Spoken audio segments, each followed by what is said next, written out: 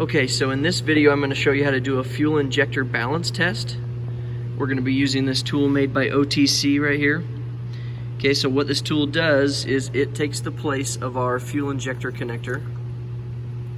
Alright, and it gets power from the battery.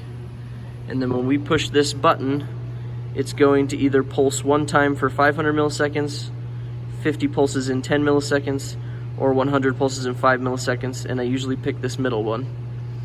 Okay, and then we have a fuel pressure gauge plugged in at the same time. We've cycled the key to the on position, so we've built up our fuel pressure. And then what we're gonna do is we'll hit that button and we will watch and see how much fuel pressure drops when I fire that fuel injector 50 times in 10 milliseconds. Then we're gonna write that down. We're gonna go back inside, we're gonna cycle the key on, off again to build this pressure back up.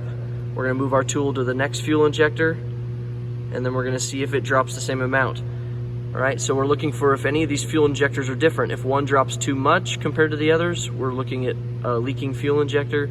If one of them drops not as much as the rest, then we're looking at some sort of a restriction in that injector. Okay, and that's the whole point of this test. So here we go, I'm gonna push this button. Let's watch and see how much fuel pressure is lost.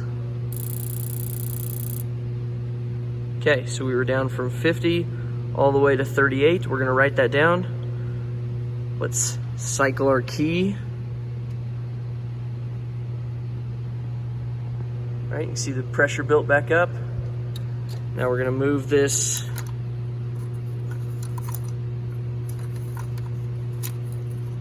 to the next one.